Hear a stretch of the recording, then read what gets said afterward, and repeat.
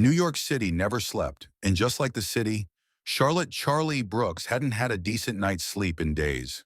The Imperial Grand Hotel, situated in the heart of Manhattan, was a gathering place for powerful businessmen, politicians, and celebrities. With its dazzling crystal chandeliers, lavishly designed interiors, and meticulous attention to detail, it stood as a symbol of wealth and prestige. But for Charlie, this hotel was not a place of luxury to indulge in. It was a battlefield. As the customer service manager, her job wasn't just about welcoming guests. It was about handling every absurd demand that the ultra-rich could think of. A week ago, an A-list actress demanded that the water in her bathtub be filtered through 7 layers of activated charcoal. 3 days ago, a royal guest insisted on having 15 pure, sandalwood-scented candles delivered to his suite in the middle of the night. And tonight? Charlie glanced at her task list and let out a sigh. Final inspection of the presidential suite before the VIP guest's arrival. The easiest job on her list today. Dragging herself to the top floor of the hotel, Charlie stepped into the presidential suite, which stood proudly with a breathtaking view of the entire city. This wasn't just a room. It was an entire world of its own, complete with custom-designed furnishings, an elegant bar, and a king-size bed so inviting it could make anyone forget their troubles. She carried out her checks with professional efficiency. The room temperature was perfect. The bed was impeccably made, not a single crease in sight. The minibar was stocked with expensive wine. Everything was flawless. But there was one thing she couldn't control: her exhaustion. Her shift had stretched to 16 hours, and her legs felt like they were made of concrete. Just 1 minute, she told herself, eyeing the plush sofa near the window. Just 1 minute to sit down. She sank into the luxurious sofa, the softness instantly soothing her aching muscles. Just 1 minute, maybe 5. She wasn't sure anymore. Her eyelids grew heavier, her mind foggy, and before she could stop herself, she drifted off into sleep right there on the sofa. Nathaniel Whitmore stepped into the presidential suite after a long day on Wall Street. This was supposed to be one of his rare moments of peace in his packed schedule. But the second he walked in, he immediately sensed something was off. Someone was in his room. The intruder wasn't a thief, nor was it a careless hotel staff member. It was a woman dressed in the hotel's uniform, fast asleep on a sofa. Nate frowned. He should call security, have someone deal with this immediately. But instead of doing that, he stopped and observed her. Her chestnut brown hair was hastily tied up, with a few stray strands falling across her cheek. Her uniform was slightly wrinkled after what must have been a long day. Her long lashes fluttered slightly as she slept, and her lips were slightly parted as if she had just muttered something before dozing off. She looked completely exhausted. He didn't know why he was still standing there, quietly watching her, instead of calling someone to remove her right away. But there was something about her that intrigued him. She wasn't like the women he usually met at extravagant galas, those who always tried to capture his attention with dazzling gowns and practiced smiles. She looked real, ordinary, but in an oddly captivating way. Nate sighed. He didn't have time for unnecessary distractions. He stepped closer, preparing to wake her up, politely but firmly. But before he could, Charlie scrunched her nose slightly and mumbled in her sleep, "No, I swear I didn't eat all the cookies in the kitchen." Nate paused. Wait, this woman was dreaming about stealing cookies? Seriously? For the first time in years, a ghost of a smile appeared on Nathaniel Whitmore's lips. He leaned down slightly, his voice deep but tinged with amusement. "So you're the one responsible for the missing cookies in the hotel?" Charlie jolted awake. Her eyes flew open, locking on to the icy blue gaze of the man standing before her. And in that exact moment, all of her mental faculties snapped back into place. She was no longer half asleep. She knew exactly where she was. She knew exactly who this man was. And she knew that she had just fallen asleep in the suite of one of the most powerful men in New York. Oh, crap. She shot up so fast that she smacked her shin against the glass coffee table, knocking a magazine onto the floor. A sharp pain shot up her leg, but she had no time to react to it, because Nate Whitmore was still staring at her. Mr. Whitmore. Her voice came out dry as her brain scrambled for a way to salvage the situation.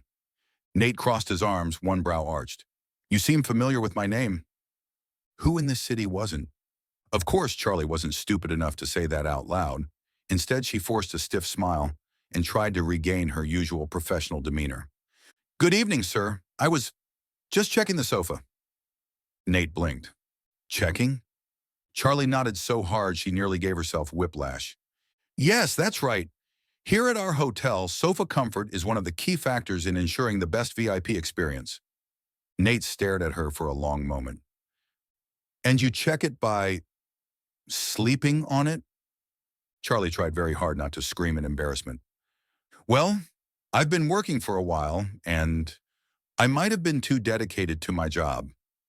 She dropped her gaze, desperately hoping he wouldn't call security and fire her on the spot, but instead she heard a light sigh. How many hours have you worked today? Nate's question made her blink in surprise. She hadn't expected him to care. I started my shift at 7 a.m. She glanced at the clock. 11 p.m. She immediately shut her mouth. Nate looked at her for a second longer, as if weighing something in his mind. Then he exhaled and pulled out his phone. Send up a pot of tea and 2 cups, he instructed room service. Charlie was utterly baffled.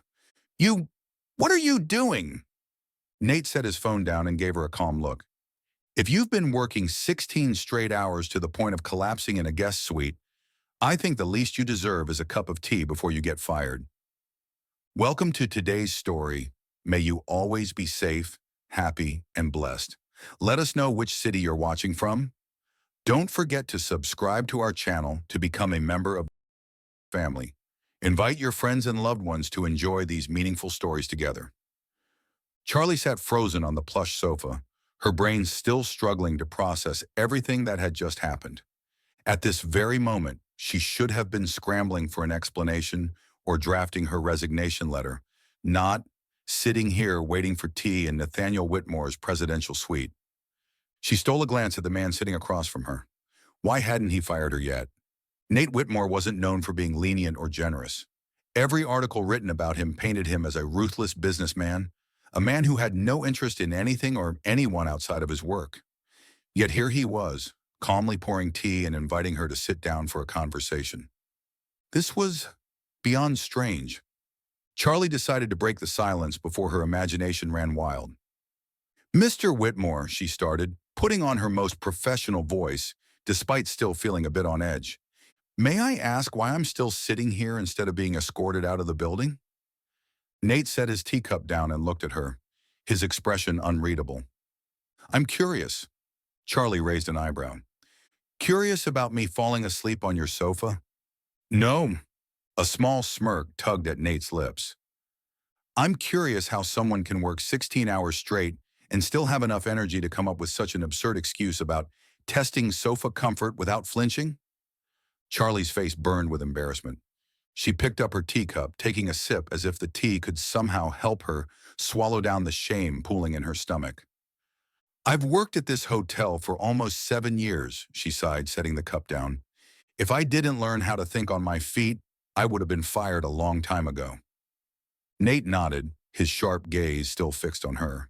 So, you've been here a while? Charlie nodded. Yes. I started in housekeeping and worked my way up.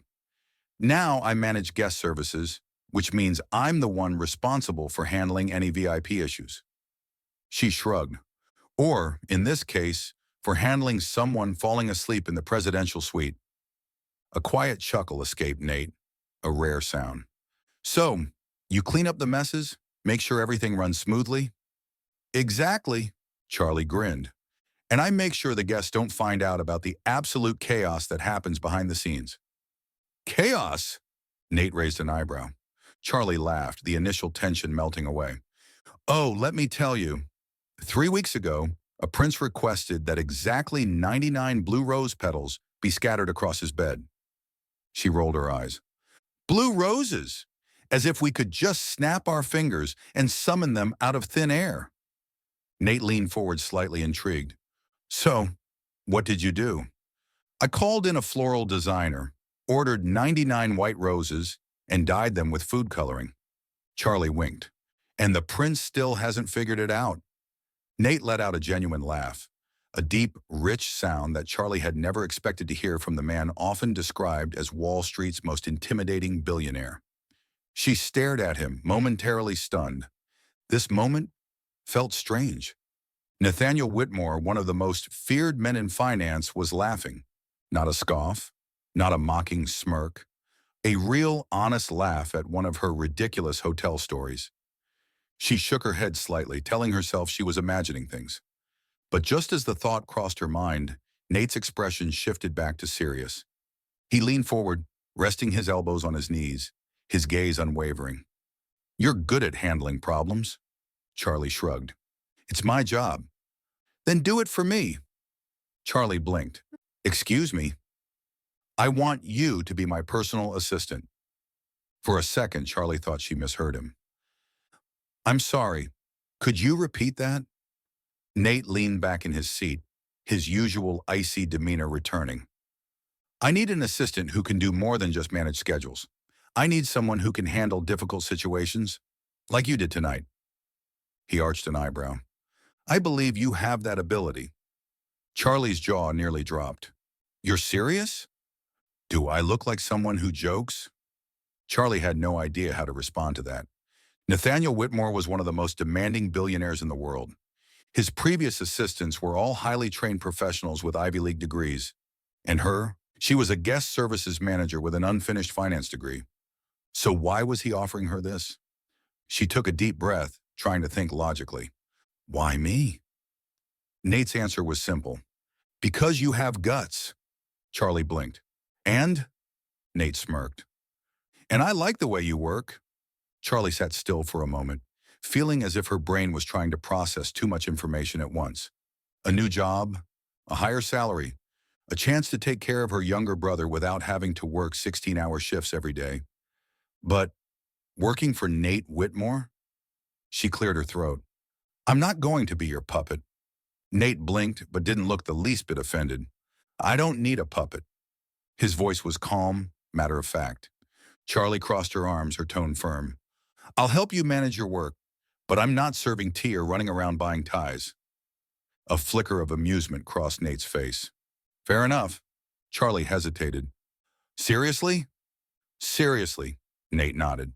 "As long as you help me keep things running smoothly, I won't ask you to make tea." Charlie narrowed her eyes, searching for some kind of hidden catch. But there was none. She took a deep breath, locking eyes with the powerful man sitting across from her. "In that case, Mr. Whitmore, I believe we have a deal." Nate inclined his head slightly, his sharp gaze glinting with something that almost resembled intrigue. "Welcome to hell, Charlotte Brooks." On her first day as Nathaniel Whitmore's assistant, Charlie quickly realized she had thrown herself into the lion's den. If managing VIP guests at the hotel had kept her busy, working as Nate's assistant was an entirely new level of chaos. His schedule was packed from morning to night, and at times she swore he neither ate nor slept. One meeting followed another. Emails flooded in like a relentless storm, and his phone never stopped ringing. And the worst part, Nathaniel Whitmore was not an easy boss. Early in the morning, just as she arrived at the office, Nate shoved a thick stack of documents into her hands, his eyes never leaving his computer screen. "Review this report before the 9 o'clock meeting and rearrange my afternoon schedule. I don't want any meetings after 4. Charlie blinked at the mountain of paperwork in her hands. "Do you seriously think I can read all of this in 30 minutes? Nate spared her a single glance, his expression devoid of sympathy. "I hired you because you're smart. Prove it." Charlie narrowed her eyes. All right, if he wanted to test her, she'd show him exactly what she was capable of. After a morning spent running back and forth, managing his schedule and organizing reports, Charlie thought she might finally have a moment to breathe. That was until Nate suddenly walked into her office with an air of composed patience. "Pick a tie for me." Charlie looked up, blinking. "Excuse me? I need a tie for my executive meeting. You're my assistant, so pick one." Charlie glanced at his wardrobe. Everything was boring, black, navy blue, gray, brown. She smirked. If she was going to do this, she might as well have some fun. She pulled out a neon pink tie and handed it to him. Nate stared at it. "You're serious. You told me to choose." Charlie shrugged, completely unfazed. "This will make you stand out among a sea of dull suits. Trust me, your partners will never forget you." Nate continued staring at her, clearly debating whether to fire her on the spot or see how far this joke would go. Finally, with an exasperated sigh, he loosened his collar and tied the neon pink fabric around his crisp white shirt. 10 minutes later, as he walked into the boardroom, the entire office went silent. The executives stared at him, their expressions caught between confusion and cultural shock. Charlie stood outside the door, barely able to contain her laughter. Nate, on the other hand, remained completely unfazed. He sat down at the head of the table with a composed expression, as if wearing an obnoxiously bright tie in a multi-million-dollar business meeting was the most natural thing in the world. After the meeting, Nate walked out, loosening the tie as he fixed his gaze on Charlie. "I hope you're satisfied." Charlie grinned. "I'm very satisfied, and I bet your executives are too." Nate let out a soft huff but said nothing more. She knew he wasn't mad, just unused to being teased. And honestly, seeing someone as serious as Nathaniel Whitmore bring a bit of color into his life wasn't a bad thing at all. One of Charlie's toughest tasks as Nate's assistant was helping him be less rigid. His speeches, while sharp and intellectually sound, lacked any connection with the audience. They were too serious, too precise, and utterly devoid of personality. Charlie decided it was time to intervene. "I made a few adjustments to your speech." She placed her revised version on Nate's desk. He skimmed through it, then frowned. "What is this?" Charlie grinned proudly. "A version that won't put the audience to sleep." Nate looked up at her. "What did you add?" "Oh, just a bit of humor, a little personality, and—" Nate held up a hand to stop her. "I'm not a comedian, Charlie." "No, but you're also not a robot." Charlie crossed her arms. "If you want your employees to actually listen to what you're saying, you need to make your speeches a little less lifeless." Nate sighed but picked up the speech and started reading. 2 days later, at a company conference, he stood in front of hundreds of employees and delivered the revised speech.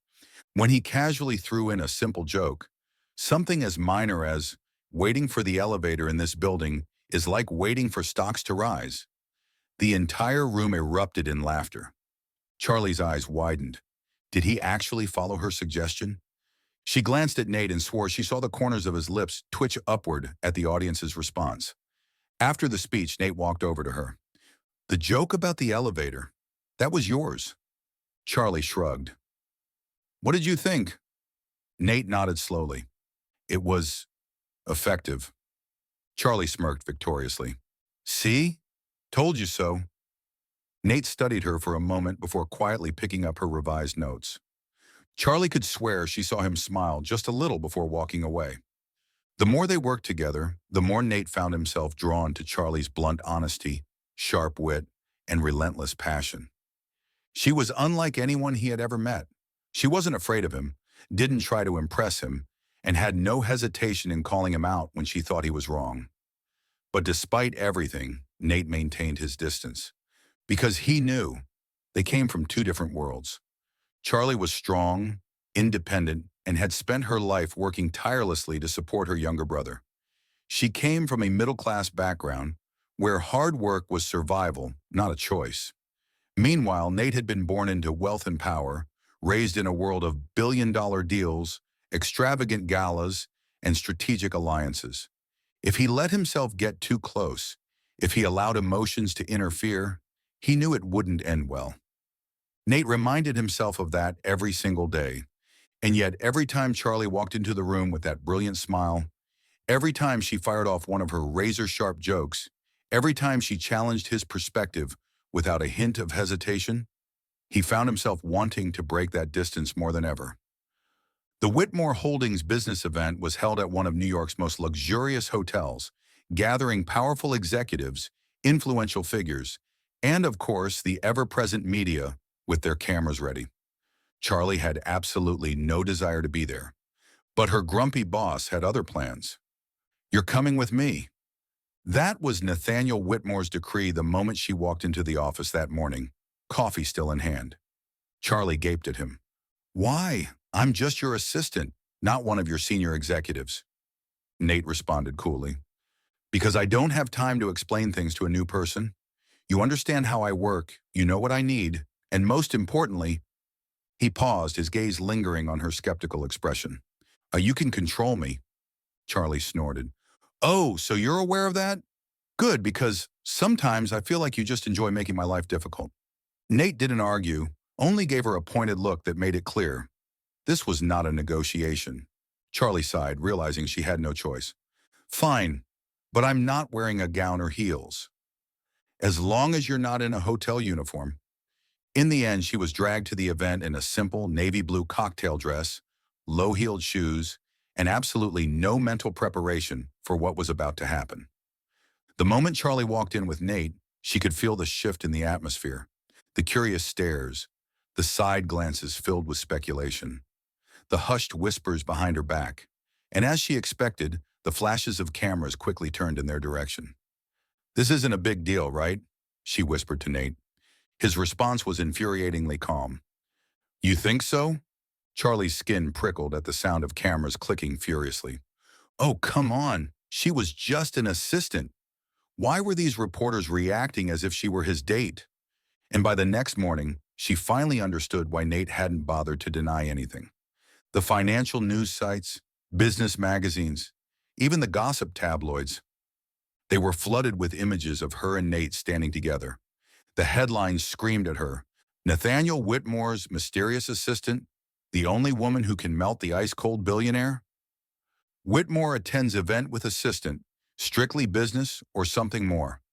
The first woman beside Nathaniel in a decade. Is this the start of a romance? Charlie nearly dropped her phone into her cereal bowl. What the hell was happening? She had merely accompanied her boss to an event, a completely normal task for an assistant. How had it turned into some dramatic love affair? And worst of all, the social media comments were even more terrifying. The public reaction and the social media chaos. Who is she? Never heard of her. She's probably another gold digger. Nathaniel should be careful. Ridiculous. An assistant going after a billionaire? Please. Maybe she's actually talented. No one stays by Whitmore's side without having real skills. Charlie didn't know whether to laugh or be annoyed. She had never expected to have a fandom that was both nosy and hostile at the same time. But she didn't care. This wasn't the first time people judged her based on appearances. She had been looked down on when she worked as a waitress, ignored by VIP guests who treated her like she was invisible, pityingly stared at when people learned she had to drop out of college to support her younger brother. Online comments, they were nothing. She scoffed, turned off her phone, and went back to work. But there was one person who wasn't as indifferent as she was. That morning in Nate's office, the air was noticeably heavier. Charlie sat in her usual seat, notebook in hand, ready to take notes for the day's schedule. But Nate wasn't saying anything. He just sat there staring at his laptop screen in silence. Charlie raised an eyebrow. Are you planning to sit there all day? Nate slowly looked up, his gray eyes colder than usual. Did you read the news this morning? Charlie nodded. Of course, but don't worry. I have no plans to marry rich. She shrugged, intentionally cracking a joke to lighten the mood. But Nate didn't laugh. Instead, he pushed his laptop toward her, displaying a different article, one that focused entirely on criticizing her. Charlotte Brooks, a nobody or an opportunist seeking the spotlight? The mysterious assistant's past. Why did she drop out of college? Is she actually competent or just a lucky pawn? Charlie felt heat rise to her face. Not because she was insulted, but because they had dragged her younger brother into it. Sources reveal that Brooks had to work multiple labor-intensive jobs to support her younger brother, who is currently a freshman at New York University. This raises the question, is she truly qualified for her current position, or simply a fortunate case of being in the right place at the right time? Her fingers curled into fists. These people seriously have too much free time. She took a deep breath, forced herself to stay calm, and looked at Nate. But I don't care, I've heard worse things in my life. Nate slowly closed his laptop. But I care. His voice was low and sharp, an edge she hadn't heard from him before. Charlie blinked, caught off guard. Nathaniel Whitmore, the man who was indifferent to everything, was actually angry because someone insulted her? He stood up, loosened his tie, and his gaze turned razor sharp. "They think I'll sit back and let them smear my employee," he scoffed. "They're mistaken." Charlie smirked in amusement. "I don't think I've ever seen you this mad over anyone but yourself." Nate shot her a brief look before picking up his phone. "Schedule a press conference. I'll handle this personally." Charlie leaned back in her chair, arms crossed. She had assumed the rumors would die down over time, but it was clear that Nate had no intention of letting them slide, and she couldn't help but wonder, what was the real reason behind his reaction? Victoria Langford's return. A storm on the horizon. As if things weren't already chaotic, Victoria Langford hadn't returned to New York out of some nostalgic longing for her ex. She was back with a clear purpose: to reclaim the place she believed rightfully belonged to her, by Nathaniel Whitmore's side. Charlie had no idea who Victoria even was, until the woman's name and face appeared, bold and glamorous, on the cover of a top financial magazine. The headline read, "Victoria Langford, the Iron Rose of Investment Returns. Could an old romance rekindle?" At first, Charlie didn't pay much attention. A profile piece on some wealthy businesswoman had nothing to do with her, right? But then, as she skimmed through the article, a few particularly pointed lines made her pause. "Nathaniel and I share a very special history. Everyone knows that. We were the perfect couple once, but sometimes fate pushes people in different directions. I've always believed that what's meant to be will find its way back. And that assistant of his? Oh, I have no opinion on temporary amusements." Charlie nearly choked on her coffee. She squinted at the screen, making sure she hadn't misread it. Temporary amusement. Fine. If she was just a pastime, then at the very least, she hoped she was a damn expensive one. Closing the laptop with a snap, Charlie leaned back in her chair, exhaling long and slow, as if she had just inhaled a ton of media garbage. Victoria's arrival. A battle of words. 2 days after Victoria's interview had gone viral, Charlie started noticing the change in atmosphere around the office. People whispered when she walked past. Conversations cut off abruptly when she stepped into the elevator. And the looks, some filled with curiosity, others with thinly veiled judgment, were suddenly everywhere. But what annoyed her the most wasn't the gossip. It was the moment Victoria Langford herself strolled into the lobby of Whitmore Holdings, looking completely unbothered, as if she had never left. Tall, golden-haired, dressed in a perfectly tailored designer outfit, Victoria Langford was exactly the kind of woman Nate's world expected him to be with. Charlie disliked her immediately, not because of her perfect appearance, but because of her smile. Arrogant, self-assured, as if she had already won whatever game she thought they were playing. And then, just as she was about to walk past Charlie, she stopped. Her gaze raked over Charlie from head to toe in obvious scrutiny. "Oh, you're Nate's assistant." Charlie raised an eyebrow, crossing her arms. "Oh, you're a guest? Sorry, I didn't know the reception area offered free coffee." Victoria let out a soft laugh, but there was no humor in her eyes. "You've got a sharp tongue. I suppose that's why Nate keeps you around." Before Charlie could fire back, Victoria turned on her heel and stepped into the private elevator, heading straight up to Nate's office like she owned the place. Charlie clenched her fists. She reminded herself that this was just a job, that Victoria was just another obstacle she'd have to deal with professionally. But deep down, she couldn't ignore the nagging irritation at the way Victoria walked in, as if she could reclaim everything anytime she pleased. An hour later, Charlie was reviewing Nate's schedule when a familiar figure appeared at her desk. Victoria, poised, elegant, and clearly in the mood to be an absolute menace. "Got a minute?" she asked, her tone dripping with condescension. Charlie looked up with the carefully polite smile she reserved for the most irritating clients. "Oh, I'm swamped, but I always have time for people who show up just to cause trouble." Victoria smirked and slid into the chair across from her, crossing her legs gracefully. "You think you know Nate, don't you?" Charlie leaned back slightly. "Not really. Some days I think he's a financial genius. Other days I think he's an emotionless robot." Victoria chuckled lightly, but her eyes turned sharp. "Do you know why Nate and I broke up?" Charlie tilted her head. pretending to consider it. Because you couldn't handle his control freak tendencies? Victoria's smile didn't falter, but her voice dropped slightly, her words cutting. We broke up because I couldn't accept that he will never put emotions above his ambitions. For Nate, nothing comes before his goals. Charlie said nothing. Victoria took her silence as an invitation to continue. I won't deny that you have a certain appeal. She waved a hand dismissively. The ordinary girl charm, something fresh to distract him. But trust me, when that wears off, when Nate is faced with what truly matters, you'll see you were just a passing amusement. Charlie felt something tighten in her chest. Not because she believed Victoria, but because the words touched on something she had secretly feared all along. Yes, Nate cared about her. But was that enough to override everything he had been raised to believe? Would she ever truly matter in his world? Or was she just a fleeting distraction from the battlefield of high-stakes business? Victoria watched her closely, as if reading every doubt flickering across her face. Then with a quiet, knowing smile, she leaned in slightly. You're a smart woman, Charlie. So be smart about this. Don't let yourself get hurt.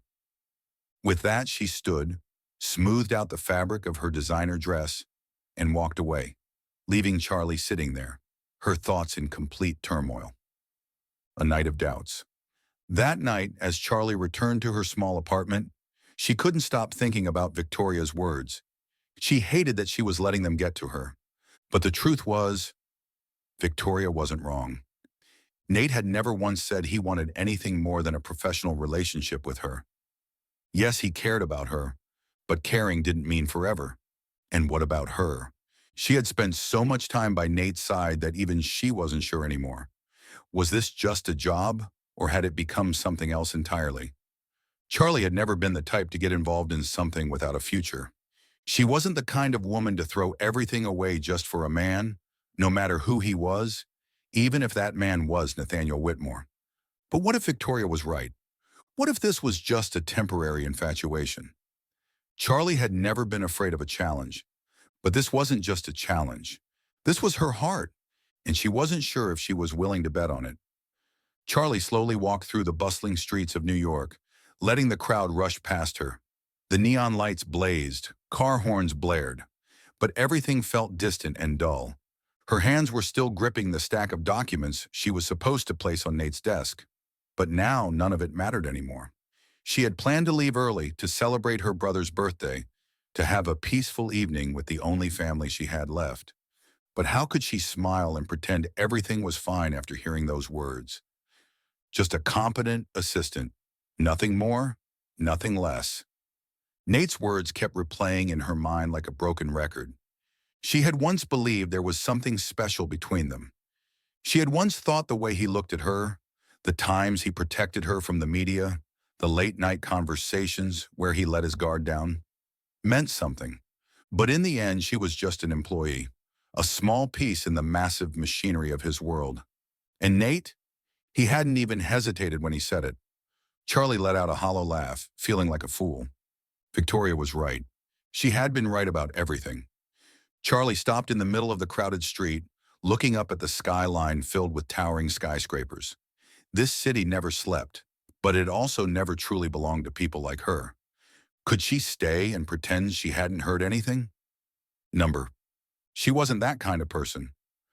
Charlie clenched her fist, taking a deep breath. Tomorrow morning, she would leave her resignation letter on his desk. And after that, she would disappear from Nathaniel Whitmore's world. No explanations, no pleading, no looking back. That night, Nate returned to his office, planning to finish a few remaining documents before heading home. But the moment he switched on the lights, his eyes immediately landed on a neatly placed envelope on his desk. He frowned. Something didn't feel right. With a growing sense of unease, he picked it up and opened it. Inside was a resignation letter, neat, precise, but carrying a coldness that hadn't been there before. Resignation letter. A strange chill ran through him. He quickly flipped to the next page. Thank you for the time I spent here. I've learned a lot, but I am not your game. I will no longer be your assistant. No further explanation. No goodbye. Nate clenched the paper in his hands, his breath hitching for a fraction of a second. He didn't understand what had happened. He did, but it was already too late. Charlie was gone. Are you still following the story? What do you think about Charlie's decision? Share your thoughts in the comments below. Nate had never been the kind of man to accept defeat easily. He had lost major deals before, faced crises that could shake an entire corporation, but never, not once, had he felt this out of control. Charlie had been gone for a month. At first, he thought she was just angry. Maybe she needed time to cool down. But as the days passed, each unanswered email, each ignored phone call, he started to panic for real. He didn't understand. Charlie had always been there, always walking into his office with a cup of coffee and that mischievous smile, always teasing his obsessive need for perfection, always being the only person who wasn't afraid of him, who didn't try to flatter him. And now she was gone, as if she had never existed. For the first time in his life, Nathaniel Whitmore didn't know what to do. He tried everything to reach her, but nothing worked. She had quit, cut ties completely with the company, erased herself from his world as if she had never been a part of it. The first few days, he was frustrated. By the second week, he felt the absence. By the third, he realized he had made a terrible mistake. And by the start of the second month, he couldn't take it anymore. Charlie wasn't just a good assistant. She was the only person who had ever made him feel like there was something worth fighting for. He knew he couldn't let her go.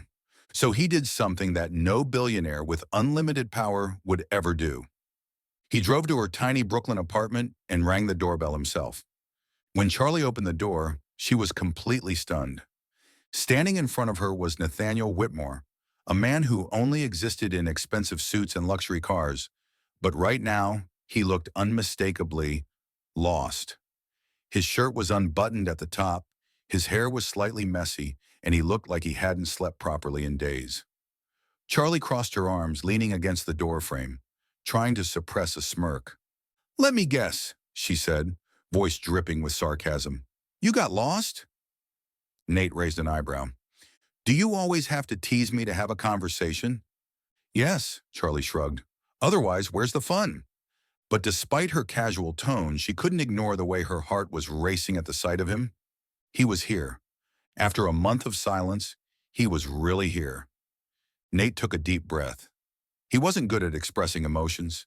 His whole life had been about work, numbers, power, and wealth. But now, standing in front of this woman, he knew he had to be honest. "I always thought I didn't need anyone," he began, his voice lower than usual. "I believed that if I kept everything at a safe distance, I would never get hurt." Charlie didn't say anything. Nate continued. "But you changed that. You're not just my assistant, Charlie." He looked straight into her eyes, and for the first time, there was no coldness in his gaze, only an unexpected sincerity. "You're the only person who has ever made me feel like there's something worth fighting for." Charlie was silent for a few seconds. She didn't know how to react. She had been waiting for an explanation, but she never expected Nate to say these words, that he actually cared, that he had thought about this. She bit her lip, trying to keep her expression neutral. "So, what exactly are you saying?" she asked, her tone still teasing, but not as sharp as before. Nate sighed. "I'm saying that if you let me, I want to prove to you that you matter to me more than anything else." "Oh, this is huge." Charlie widened her eyes dramatically. "Nathaniel Whitmore, putting someone above his work?" Nate couldn't help but chuckle. "Maybe you're the only person in the world who could make me do that." Charlie blinked, staring at him for a long moment. He didn't say, "I love you." But he didn't have to. Because for Nathaniel Whitmore, just stepping out of his perfect world, standing at her doorstep, admitting that he was wrong, that he missed her, that was enough. She crossed her arms, tilting her chin. "So how exactly do you plan to prove it?" Nate flashed a confident smile. "By spending all my free time doing whatever you want," he said, then tilted his head, a mischievous glint in his eyes. "For example, grabbing pizza in Brooklyn?" Charlie laughed. "Can you ever be serious?" "No," Nate shrugged, "because if I were too serious, you wouldn't agree." She watched him for a moment, then shook her head. "You're impossible." Nate smiled, not denying it. "But," Charlie dragged out the word, her eyes twinkling with amusement, I do like pizza, and maybe you need to experience this thing called normal life at least once. So, is that a yes? Not sure yet, she shrugged. I'll consider it if you don't wear a suit to eat pizza. Nate chuckled. Deal. Charlie shook her head, but the smile on her lips was undeniable. Maybe only Nathaniel Whitmore could show up at her doorstep after a month of silence, confess that he had messed up, and then use pizza as a way to make amends. And maybe only she could make him break all of his own rules. She wasn't ready to forgive him just yet, but one thing was certain. She wasn't going to turn down the chance to see if he was truly serious. 1 year later, the Imperial Grand Hotel remained as luxurious as ever, still a gathering place for the elite and the most powerful figures in New York. But today, for Charlie, it was no longer the place where she had to run around solving absurd VIP requests. Tonight, she stood on the balcony of the presidential suite, the very room where it all began, silently gazing down at the city lights that stretched endlessly below. Behind her, Nathaniel Whitmore, the once arrogant billionaire, was fumbling with a bottle of wine, trying to open it casually, but failing rather spectacularly. Damn it, he muttered as the cork snapped in half. Charlie chuckled, turning around, arms crossed, watching him with amusement. Let me guess. You bought the hotel, but you still can't open a bottle of wine? Nate raised an eyebrow. I didn't buy the hotel. Charlie blinked. What? I bought this room, Nate said casually. It means something to us, and I figured it'd be better if we owned it. So now, it's yours. Charlie's jaw dropped. Nate, you can't just buy the entire world every time you want to surprise me. Nate set the bottle down and stepped closer, his blue-gray eyes warm. I'm not buying the world, he said softly. I just wanted to buy back our first moment, the place where you fell asleep on that sofa, the place where I realized I was completely drawn to you. And I want us to have a new beginning here. Charlie felt her heart skip a beat. Nate! But before she could say anything else, he knelt down, pulling out a small, deep blue box. I know you hate cliché proposals, he grinned, his voice carrying a hint of nervousness. But you also know I don't do things the normal way. Charlie covered her mouth, her eyes wide. Charlotte Brooks, you're not just my business partner. You're the only person bold enough to look me in the face and tell me I'm an arrogant, stubborn, and occasionally controlling man. Charlie giggled through her tears. Anything else? Oh, plenty, Nate nodded. You're also the only person who makes me want to be a better version of myself. He opened the box, revealing a simple yet elegant ring, just dazzling enough, but not so over the top that Charlie would feel like she was being drenched in gold. So, Nate continued, his gaze filled with nothing but devotion, would you like to spend the rest of your life calling me out on my nonsense, teasing me, and perhaps, occasionally, helping me pick out a tie? Charlie looked at him for a long moment, then burst into laughter. Well, will you accept that there will be days when I drive you absolutely insane? Always ready. And you do know that even though I love you, if you do something stupid, I will still throw a pillow at your face? I'll stock up on pillows. Charlie took a deep breath, staring into the eyes of the man before her. The man who, a year ago, had been nothing more than a cold-hearted billionaire who didn't believe in love, yet now knelt before her, waiting for her answer. She smiled, reaching out to lightly touch the ring. Well then, she dragged out the words, making Nate hold his breath. I say yes. The moment those words left her lips, Nate pulled her into a deep kiss, right in the room where it had all begun. Outside the window, New York still shimmered with dazzling lights, but for them, this moment was everything. 3 months after the unexpected proposal in the presidential suite, the wedding of Nathaniel Whitmore and Charlotte Brooks became the most talked-about event of the year. New York had seen its fair share of extravagant weddings, but no one could have predicted a ceremony that blended aristocratic elegance with the wild, rebellious humor of the bride. Charlie adamantly refused the traditional wedding Nate wanted to hold at a 7-star resort in the Maldives or aboard a $1 million yacht. There's no way I'm letting our wedding feel like a business conference, she declared when Nate handed her a list of renowned CEOs he wanted to invite. In the end, they compromised. an outdoor ceremony at a historic English castle, arranged by Nate, and a massive after-party featuring pizza and craft beer in Brooklyn. Charlie's idea. "The wedding is for you, the party is for me," she said proudly, patting Nate on the shoulder. "And what about the honeymoon?" Nate asked, his smirk full of mischief. Charlie raised an eyebrow. "Do you want to negotiate?" Nate chuckled. "Number the honeymoon is 100% mine." On the wedding day, the media went into a frenzy when the infamous billionaire, always seen in the sharpest suits, stood at the altar in a perfectly tailored tuxedo, paired with a neon pink tie. As Charlie, stunning in her wedding dress yet radiating her signature rebellious energy, took his hand, she whispered, "You actually let me pick your tie?" "It's a tribute to your first day as my assistant." Nate smirked. The ceremony was just like them, elegant yet filled with moments of humor. Charlie nearly tripped on her dress while walking down the aisle, only to have Nate catch her just in time. "Got you," he murmured. "Yeah, well, don't think you'll always get to do that," she shot back. "I'll try anyway." When the officiant asked if she took Nathaniel Whitmore as her husband, Charlie looked straight into his eyes and answered seriously, "Only if he agrees not to take up more than 70% of the bed." The entire crowd burst into laughter, and Nate simply silenced her with a deep kiss, sealing his vow without words.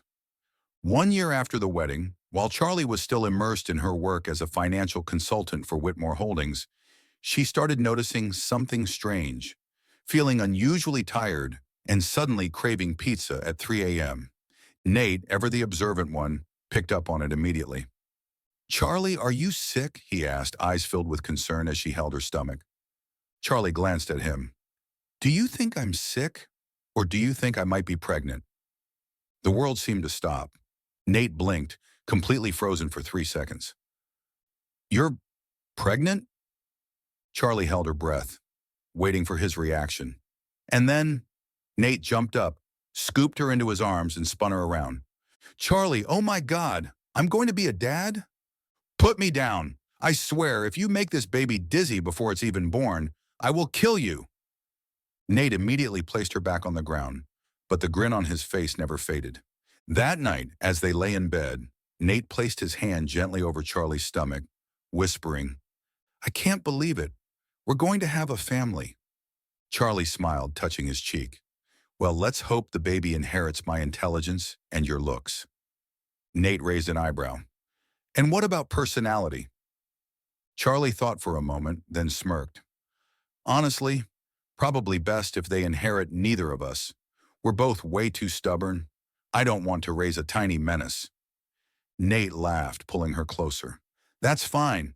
No matter what, this will be the luckiest kid in the world, because they'll have you as their mom." Charlie looked up at her husband's deep, sincere eyes and realized happiness wasn't about perfect moments. It was about having someone to go through every challenge, every fear, and wait together for the best things to come. 1 year later, as Charlie rocked their baby to sleep in the nursery, Nate walked in, looking like a man who had conquered Wall Street, yet now juggling diapers, baby wipes, and formula in his arms. "I thought being a CEO was hard, but being a dad? Now that's a real challenge." Charlie laughed, taking the diapers from him. "Welcome to the world of sleepless nights and diaper changes, my love." Nate glanced down at the tiny figure in the crib, a little girl with soft brown hair and eyes identical to her mother's. "Do you think she'll grow up to be a business mogul?" he mused, gently brushing his fingers over her tiny hand. Charlie tilted her head, pretending to think.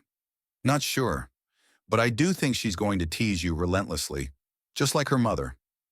Nate chuckled, bending down to place a kiss on his daughter's forehead before whispering, "As long as she's happy, I'll support whatever she chooses." Charlie watched the scene, feeling her heart melt. She leaned into Nate, squeezing his hand tightly. They had come such a long way, from an unexpected meeting, through misunderstandings and heartbreak, from decisions that once seemed irreversible. But in the end, everything had led them to this moment. A small home filled with love, a life that wasn't perfect, but was undeniably meaningful, and a little girl, a symbol of the love they had built together. And so Charlie and Nate's journey concluded with a wedding to remember, an unshakable love, and a beautiful little family.